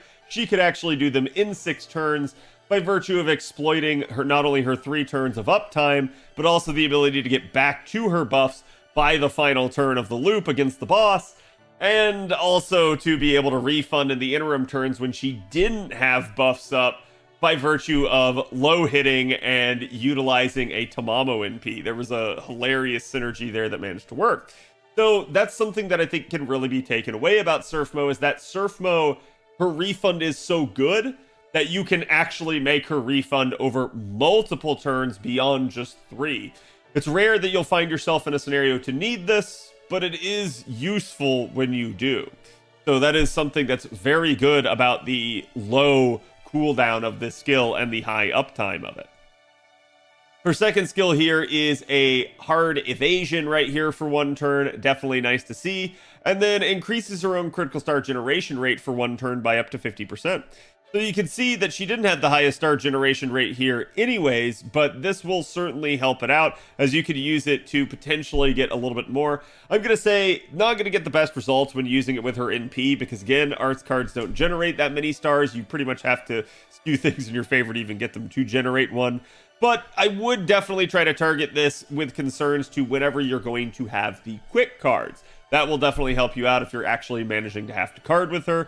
But again, I think the big takeaway here is that you're going to be using the hard survival skill to survive. That is to say, you're going to try to use this to avoid an NP if you maybe don't kill the enemy in time or something like that. This is on a 7-turn cooldown, understandable because it is such a nice skill and it is her survival. That's why they're going to keep this a little bit on the higher end in terms of its cooldown rate. Her third skill here, though, adds to that survivability. It grants herself gut status 1 time for 3 turns with the ability to revive at 1000 HP when she pops back. So it's not a 1 HP revive, but it's also not like a 3k revive. It's rather anemic in terms of the amount of health it gets you. You could very easily just see her get smacked right back into the abyss with just a single hit at only 1k. Still, it is another hard survival ability, and there are numerous ways to exploit guts to make it so that the enemy doesn't hit you after the fact. So there is a very nice amount of survivability there, but it doesn't just stop there, because Surfmo gets charge. She already refunds very well, but she gets 30% charge on top of that, also this skill being on a 7-turn cooldown. So yeah, there's definitely some nice stuff that you can utilize here in order to keep Surfmo alive should she manage not to kill, as she does have 2 hard survival skills in her kit, something I think that's often overlooked about her. She gets magic resistance B here for some debuff resistance, adding to her overall, sort of challenge capability. And then surfing A, this is sort of her unique spin on the riding trait. Instead of getting riding, she gets surfing A. That's going to increase her arts performance instead of quick performance, and increase her own critical star generation rate by 5% as well on top of that. So definitely nice. This is going to help add to that refund that she can get. You guys can already see she had a 0.71 NP gain rate. She had 30% of arts up. She had 30% charge. She gets 5% extra from her passive here. So things are beginning to look good for her. And if you thought they weren't good already, we can start to talk about the appends where, yeah, you could start her with mana loading and it's going to be even more cracked. So yes, while refund is not the biggest of concerns with her, and the reason I'm saying this, just so that you guys are aware, is that against even 2 caster enemies, Surfmo with double Castoria will refund over 100%. So it is very possible to refund Surfmo against single enemy waves. The big issue is, can you kill them? Because Surfmo's damage is not the best. So it's not a factor of refund. If you want someone to be able to refund enough, Surfmo is your girl. She will easily be able to handle the refund requirements for just about any node. Again, though, you can see you could start her out with mana loading. This would maybe save your ability to use certain damage capabilities until later turn, or again, maybe manipulate your charge in such a way if you are going up against some weird sort of scenario where it's like a single enemy wave or something like that. So I'm not going to say mana loading is the worst, even though she has such a great refund capability. In fact, it may just be to your benefit if you manage to have some sort of hybrid setup as well, where you're doing multiple damage dealers. Maybe that's sort of the issue, is you've got a 3-1-3 type of node. You need Surfmo to handle the first and the third wave, but you got to have somebody to handle the high health single enemy in the second wave. That's where you just throw another person in, and having Surfmo have the mana loading on is going to help her get to an NP even faster and make her take up less of the resources in terms of actual charge on the outset in order to get to that initial NP. So for that sort of scenario, this would work perfect. But again, it's totally up to you if you wish to use the coins, because coins will be a concern with a limited 4-star. Her third skill here is anti-saber attack damage aptitude. This is a nod back to her original saber form. Doesn't really provide her any benefit here, as she doesn't have any niche damage in her rider form, so nothing too much to worry about. But it is a nice thing should you have the coins for it, just probably not the best. I would say instead, probably at that point, go with the extra attack finesse, as this will help that 4-hit count extra card do a little bit better. This is going to not only increase the damage by 50%, but also the star generation and the NP generation. So certainly something that's nice for her to have. Well, in terms of pecking order, I would tell you to go with the mana loading first, then maybe the extra attack, and then your third and very distant consideration would be the anti-saber attack damage aptitude. And I don't say this in enough of my videos, but as for the skill order, it should be relatively apparent. You want the arts up as much as you can, because that's just going to facilitate looping. For the next skill, I would honestly go with the third skill. That's the charge. Normally, I actually tell people to level their charge first before their steroids, but Surf Mo's sort of an example of where, hey, as long as you can get to that NP, you can probably loop. So you probably should go with the first skill first. And then the third skill, honestly, it doesn't have that pressing of a need. Maybe take it to like level 6. You certainly don't have to level 10 it if you don't want to, but it is still a good skill nonetheless. Then we get to her NP. Now her NP is 5 hits. So that should be your easy key right there as to why she refunds so much. This is compared to a unit like, say, Space Ishtar that only has like 3 hits, and you wonder why, you know, maybe Surf Mo's a little bit broken with a 0.71 NP gain rate and a 5-hit NP, plus 5% from her passive, plus 30% from her first skill. And that's not even considering supports. So yeah, there's a lot of NP gain to be had here, and it doesn't really stop there. Again, you can see she's going to deal damage to all enemies, and she has a chance to reduce their gauge by 1. Another little known aspect to her that I have abused in my Saberface only runs. I have used Surf Mo to drain enemy bosses. It's not totally reliable, but if you're looping, if you're spamming that NP, if you're going over and over and over again, you very easily could find yourself in a situation that, yeah, hey, she will actually deprive an enemy of their NP or make it take longer to get to it. So I have certainly had to rely on a clutch NP every now and then for a drain, but yes, I do think that this is a sort of often overlooked aspect to her that is still actually useful depending on the scenario that you take her into. Again, you're going to be wanting to farm with Surf Mo. She is a very good refunder, but hey, yeah, occasionally if you want to do a challenge with her, I think you'll find it's actually pretty enjoyable. So that's her overarching kit right there. As for what I recommend using with her, I, can't help but mention Black Grail. When damage is a concern and refund isn't, Black Grail is your go-to because that's the best damage boosting CE in the game. Certainly, this is going to give you a lot of synergy here, and this would mean that using an Oberon as your third support may be something that you would want to do. The problem that you're going to have with something like that is, depending on whether or not you're using something like Black Grail, it may be better to use a different support. That is to say, Oberon doesn't really offer Surf Mo that much of an advantage. You actually get more damage out of running, say, a Tamamo or even, someone else like a Proto Merlin down the line or a Santa Martha, assuming their stuff actually is applicable. So at the end of the day, what she really needs is damage, not necessarily charge, and Oberon specializes in providing damage amplification and charge, but he's really not going to get her a lot of benefit out of, again, his Buster Up. And while his NP damage can be doubled, he would be the only source of NP damage outside of Mystic Codes or, again, sort of craft essences if you're carrying any of it on that. So his usefulness could be diminished there. I'm not telling you not to use him. He may be the best third support in certain scenarios for her. But you should certainly consider what all is at play and how much NP damage you actually have in the comp, because that's what's going to determine whether or not using Oberon is actually good. Otherwise, you may want to look at one of those other third supports like Tamamo, since she doesn't really need the extra charge. But again, Black Grail is certainly nice. You can also do something like Royal Icing. This is going to get her even more arts up. It's also going to get her NP damage. So most of these craft essence recommendations are going to be all attack scaling CEs that basically should give you some form of damage amplification. You're not going to see me really recommend anything that gives NP gain, because she doesn't need it. It's honestly overkill, and basically at that point, you should be thinking about how you can provide her with more damage instead. So don't waste any of the itemization of a craft essence on NP gain when you could potentially be doing things that would get you more damage synergy. So again, Royal Icing is nice. It is an old welfare C if you guys managed to have it from the Oniland event. And then obviously a much newer version, but this one would be a charge-focused version, is going to be Ocean Flyer. This one's going to be solid. It starts up in NP damage, but yeah, I think that's one of the concerns, that you have charge here. This might be good in a hybrid setup, or maybe, again, some sort of crazy 1-1-X type of node where you just didn't need the charge. Or maybe you're trying to make do with less in terms of your supports. So starting her out with charge maybe is enough to help it work.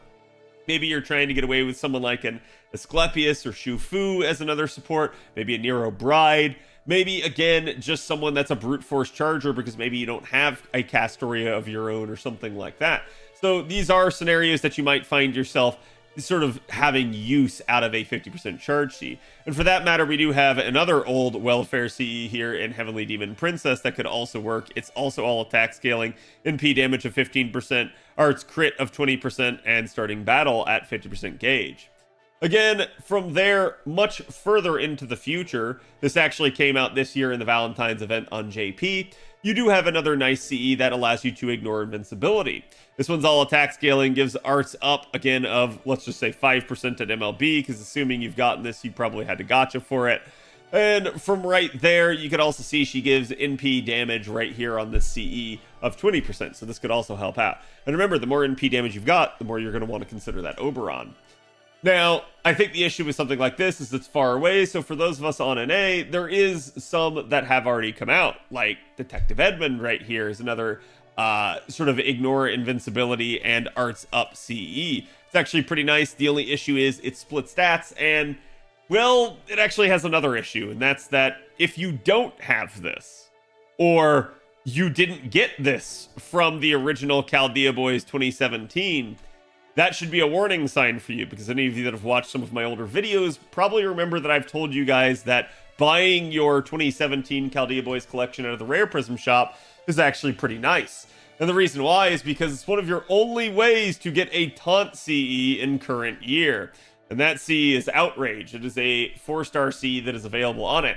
So don't buy the Invuln Pierce CE there. If you ever need to make a choice here, I highly recommend getting Outrage instead. It's a much better purchase off that original banner. And sadly, I think that is what a lot of people did when the event actually originally came out. So probably not too many people with this craft essence regardless. There is Blue Illusion. This one comes from a basically a later Chaldea Boys. This one has Ignore Invincibility and NP damage up of 30%. Again, split stats, so that's sort of some of your considerations there. You do have Sweet Crystal, but again, this one is going to have starting charge. It's all attack. This one can actually be gotten in your Rare Prism shop. The only problem is it costs 5 per copy. So in order to get MLB, you're looking at 25 Rare Prisms. Quite the hefty load. I don't recommend buying it until you're much deeper into your account's history, but certainly there is a much better and easier CE that most people have easy access to over time. And that's Origin Bullet. If you really just need Invuln Pierce, yeah, there's stuff out there like Honey Lake that are really nice, but if you don't have access to them, Origin Bullet is a permanent CE. It is all attack scaling. It gives Invincibility Pierce, and it does give Power Mod against caster class enemies by 35 at single copy or 40% at MLB. So it's actually quite the nice damage amplification and right in Surf Mo's wheelhouse. That's going to be the one you will probably want to go with. Now, as to all the talk about Surf Mo's damage, this is kind of where we end up. As you can see, again, taking a look at the NP damage list here, remember these are neutral numbers. These are not effective numbers. They don't consider supports. They don't consider craft essences or mystic codes. But you can see here, just for a nice sort of frame of reference, that Surfmo is at the bottom of the list. And that's kind of the issue that you run into with her, is that she is a limited 4-star. So you can't guarantee that you're going to have NP5 unless you devotedly roll for it. As such, you're only doing about 14k neutral damage with no supports at NP1. At NP5, you'd be dealing 23k, almost 24k, which isn't that great. But for frame of reference here, it's really not that astounding. As you can see, even as of this point right here, this is still 23k. So it's only when you get to Drake on upward that the damage numbers at NP1 begin to start jumping quite a bit. Otherwise, you could certainly look at a unit like Odysseus and see he's only 22.3k. And all of his stuff is kind of just going to be online the whole way. Same thing with Da Vinci. She's only at 20k. So if you manage to have higher NP levels of Surfmo, she will still manage to outperform some of these other units, especially if you can get her to that NP5 rank. The issue here is, even at only NP2, Surfmo's really not that far behind a Da Vinci NP1. So it's going to take you having multiple MP levels of some of the other options for them to really outscale her. This is why I've said, to me, the real concern isn't Da Vinci, isn't Odysseus, it's going to be Khadroth. Khadroth at NP1 is pound for pound just higher than her. Now, this does include Khadroth's second skill being popped, which, depending on how you're trying to handle the loop, you might not want to do right away. But otherwise, I think you can assume that this will be in play by the third turn, which is where you're going to actually need and want the damage. The issue, though, is that, yeah, you can pretty much guarantee that you will have NP5 of Khadroth eventually. So Surf Mo cannot reach those heights. What you're going to be looking for scenarios for Surf Mo to really pop off in are, hey, I don't care what the structure of the node is. I don't care that there's so few units. I'm still looping over it and still doing it maybe even from like a Black Grail standpoint. Khadroth can certainly loop with a Black Grail as well. I think the only issue is going to be the actual hard refund numbers there and whether or not you can utilize that to Surf Mo's advantage. So I'm not telling you to roll for Surf Mo. Khadroth is a free and available unit to you as long as you progressed far enough into the story. But if you haven't, Surf Mo can be a really nice pick-me-up, and even in spite of having Khadroth, Surf Mo is just very easy to use. So it really just kind of depends on what you run into. Now, there are certain setups that you can use for Surf Mo. That could be things like, basically a Castoria with a Tamamo type setup, and she'd still be able to refund 100%. So maybe your third support's someone like an Oberon at that point as you get the double synergy there. Maybe you go double Castoria Tamamo. Maybe you go Nero Bride Castoria Tamamo. There's various different things that you should be able to make work because Surf Mo's refund is so good. I think the big way to talk about her and units like her is going to be to talk about them only with two supports. And that's going to give you an idea of their actual overall damage.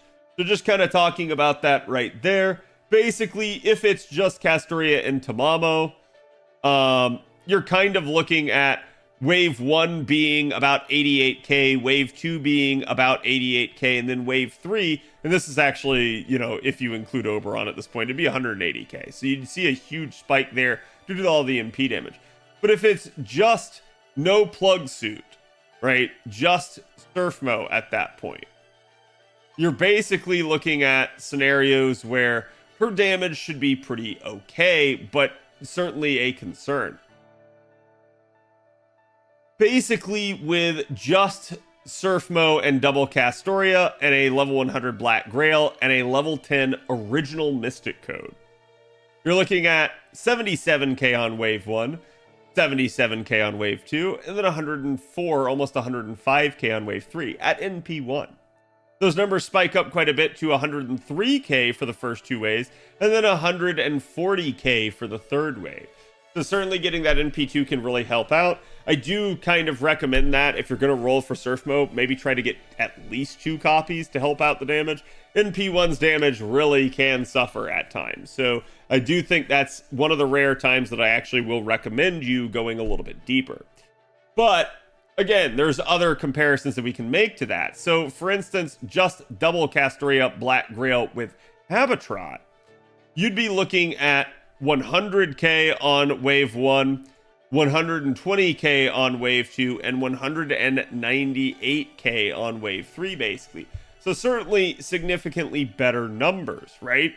The thing at play with all of this is going to be, can Khadroth do it with a Black Grail with just the two of them?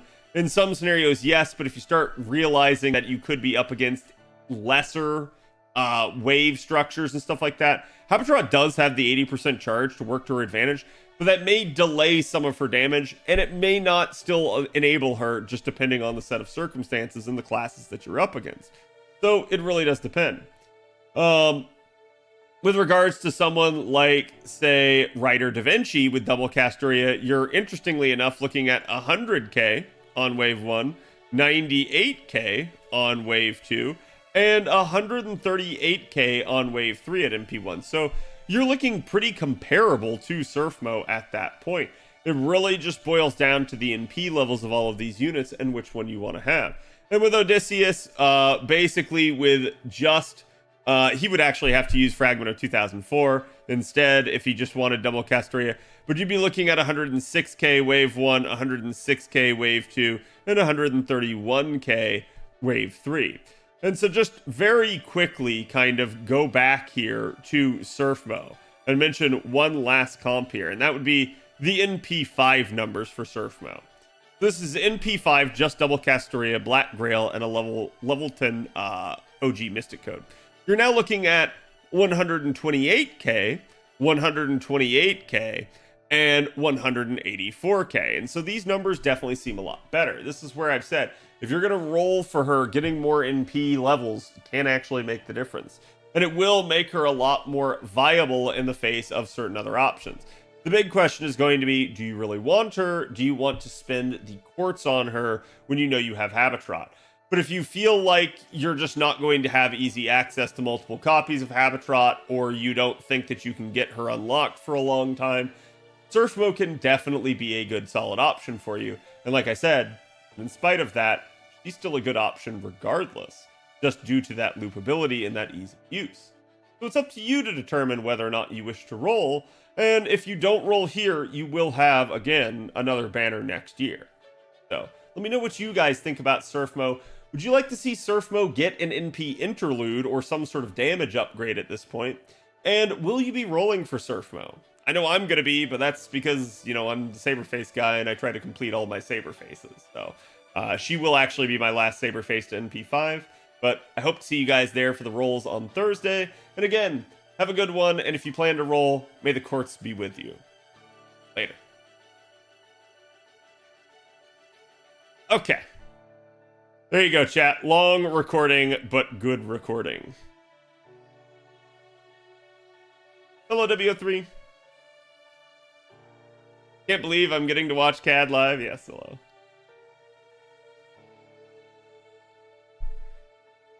You gonna be on friend banner? Habitrot? Yes. Surfmo? No.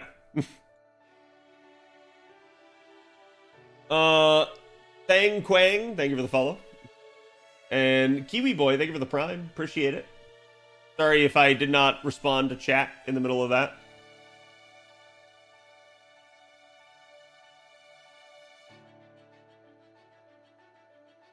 Normally someone with 5 hits and 0.71 MP gain are single targets. Yeah, it'd be a good point to make. Surfmo was the looper for 6 years. Feels okay that she's retired. What do you mean retired?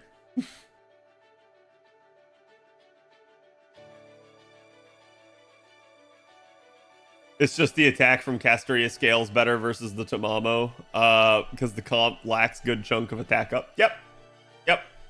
Like I said, I think it's just one of those deals where, like, you don't have to have an Oberon to make her work. And I think that's actually really, really nice. And that should be a feather in her cap, in all honesty. You mean Surfo retired? Yeah.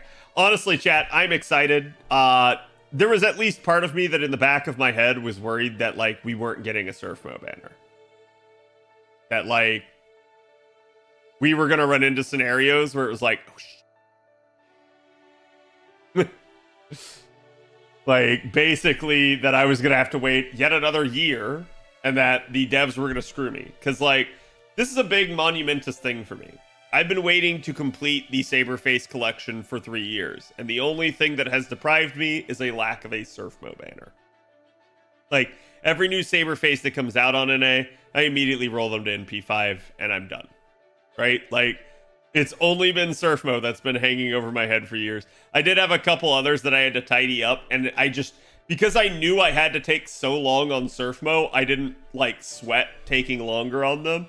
And that was, Jalter and Nero Bride, I think both hung around at like NP2 for a while.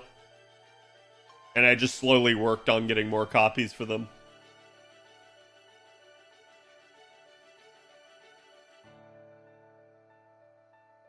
If you run 2 times Castoria, yeah.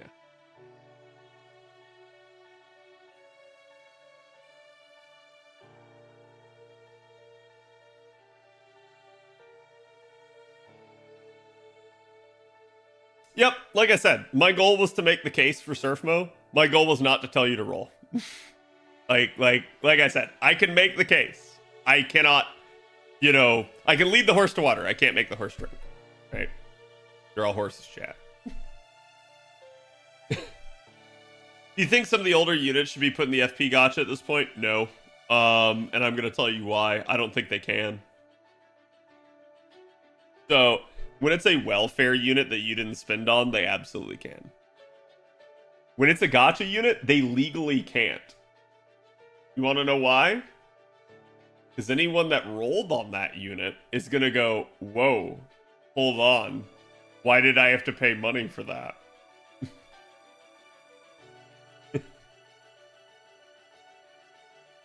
You already talked about the collab with Coke and McDonald's? I did.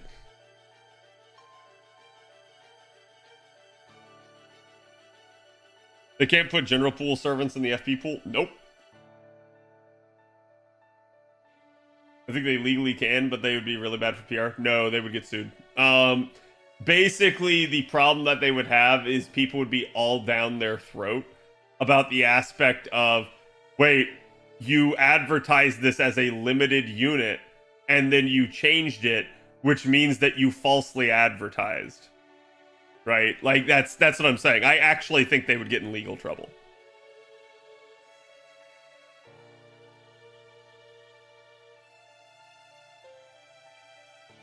Rate-ups every couple of weeks with pity. Yeah.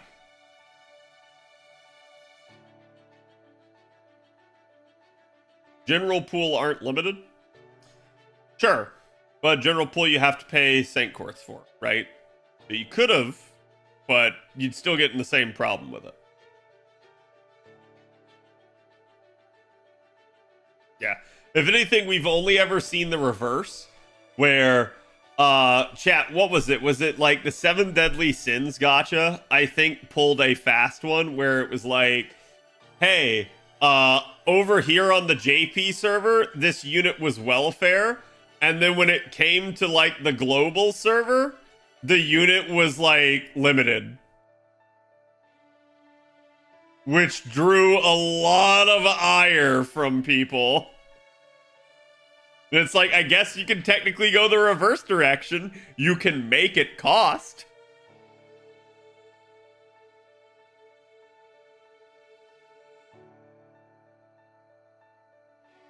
Guess who published the 7 Deadly Sins gacha? Was it Aniplex? I actually don't know. That's the only other one that I've heard of, though.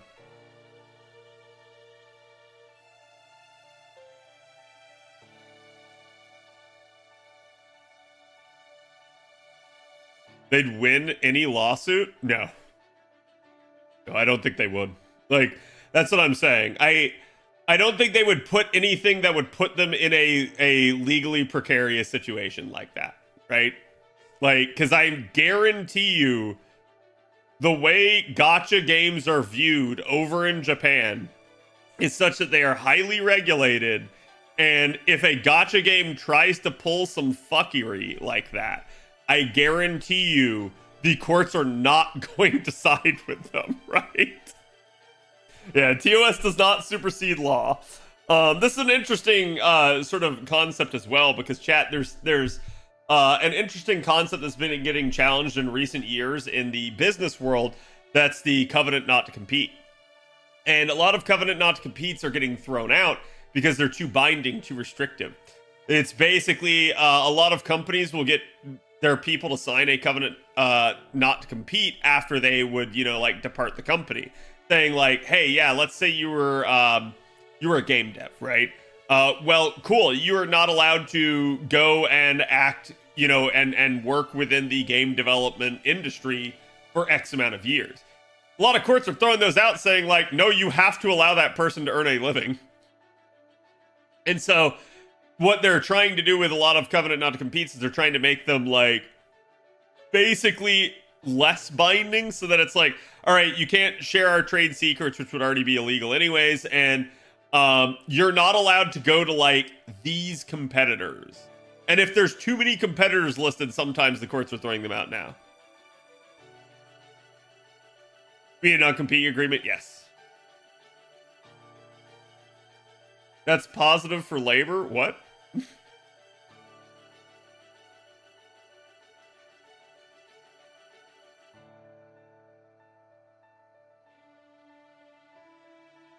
Florida has the worst non-compete laws. Even other southern states will refuse to enforce them.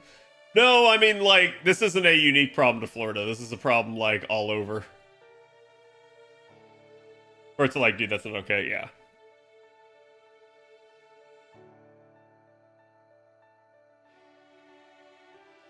If you enter a non-compete and get fired, how do you earn a living for years? Most of the time, it won't apply if you get fired. Most of the time, it's usually if you try to quit of your own volition. But it really just depends. It depends on how the contract is structured.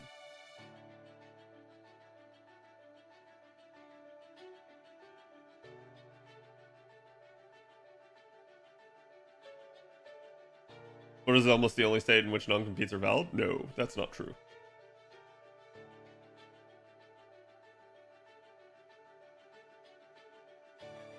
It's a good thing for workers. What? A non-compete or the fact that they're getting thrown out? Because a non-compete is not a good thing for workers. A non-compete is a thing for the company, not the workers themselves. But yeah, like, that's the whole point that I'm trying to get at here, though, is that, like, regardless of how you write a contract, it does not mean that the contract is legally binding. It can be, right? Like, assuming the contract is legally written, it's legally binding. But people can take you to court over the contents of the contract. Hey, thank you for the raid. Welcome, everybody. How's it going? You're contracted into being based. Don't wanna be. The contract can be illegal. That's how it's written, yeah. And then, I mean, there's still some issues that can be like, well, you agreed to it, right? But it usually has to be that it's still a, like, legal thing to agree to. Like, for instance, chat, God, and this gets into weird stuff. I'm not enough of a lawyer to really be able to tell you. I have taken some law, but I'm not that much of a lawyer, right? But, like, I believe it's like, if you were somehow contracted to sell drugs, like, you're technically not legally bound to do so because they can't legally force you to break the law, right? It's illegal, the act that you're doing in the first place. But again, welcome everybody. We just got done doing the Surfmo analysis. Try to get that video out for you guys tomorrow. Oh my god, I thought that was a Tectone emote for a second there. Contract cannot force you to do illegal things. Yeah, you know what's really interesting though? Contract can't force you to do illegal things, but the IRS can force you to report illegally earned and acquired income. So, if you sold drugs, you do have to report that to the IRS. And that is how they got Al Capone. They couldn't prove that he did anything wrong other than evade taxes. Yeah. Did I go to jail for drugs? Exactly. It's basically entrapment, but essentially that's how it works.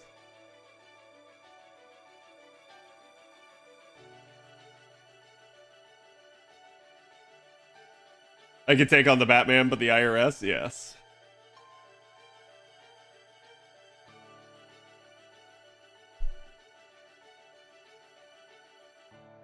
Not because he admitted to crimes by doing his taxes right. Yeah, and it's kind of wild because all they could prove is that Capone was basically like smuggling, and they couldn't prove that he was smuggling anything illegal. They could just prove that he wasn't reporting the income from it. It's like, okay.